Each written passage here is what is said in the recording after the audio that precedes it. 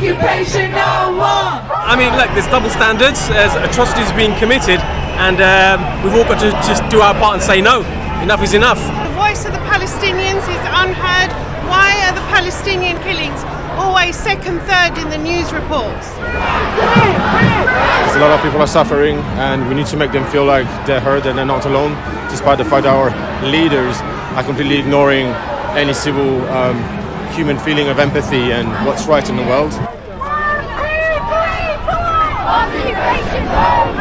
The purpose of being here really is to stop all the military action.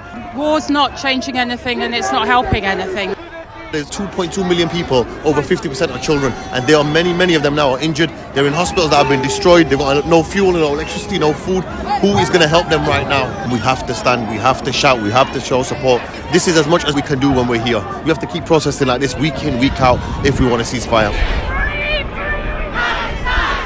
I think it's really important to just show our comradeship with Palestine and showing that we are supporting them, especially because our government doesn't support it. The importance of the protest is to show the people in Gaza, no matter how much they cut off the telecommunication, that we are here, we see them, and we are calling for a ceasefire immediately. Ceasefire now!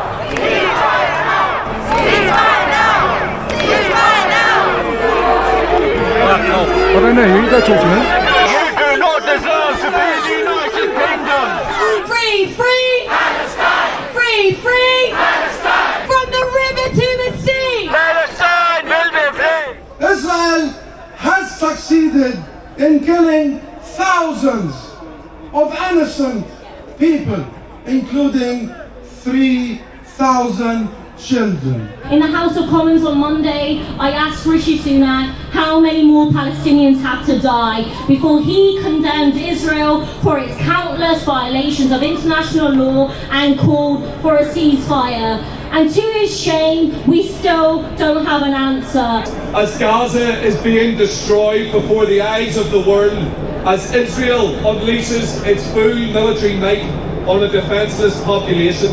The fact that there's hundreds and thousands of people on the streets in London today is hugely significant. I think it's record-breaking. It's representative of not just people here, but people right around the world who have one voice, which is ceasefire and ceasefire now.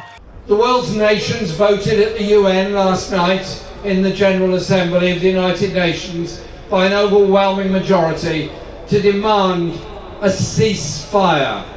It's not much to ask, a ceasefire when children are being killed by weapons coming through the roofs of their homes. Last night the internet was cut, all communications apart from those very small number of people that have satellite phones had no communication with Gaza.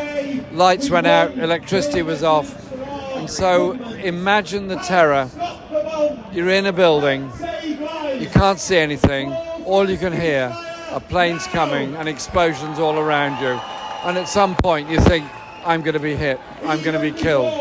And the last moment on earth for many Palestinian people has been sheltering in the rubble of a destroyed building, and a bomb explodes and kills them. This is carnage on a horrible scale of a civilian population. You know that the Palestinians need your solidarity, need our solidarity more than ever. But Palestinians in Gaza need something more urgently. They need a ceasefire and they need it now. We think there are 500,000 people who've marched with us today, which makes it, by some distance, the biggest march for Palestine in British history. In Gaza, there is no place safe. Schools, mosques, churches and hospitals are not safe. This is the fiercest and most violent war in Gaza. Where are the human rights? Where are the international laws? And where are the countries in the world to see what's happening to us? Help us to stay alive. These are not my words. These are the words of Sham and Mahmoud, the children of the Al Jazeera reporter Wa'il Dahdour. Sham and Mahmoud were Palestinian children just like me. They had hopes and dreams, hobbies and friends just like me. The world failed Mahmoud and Sham. In Gaza, nearly 3,000 children have been killed. And there are 800 estimated to be still stuck under rubble. How many more children have to die before the world opens its eyes. I wish Sham and Mahmoud could talk to you instead of me, but they were killed, and it could have been me.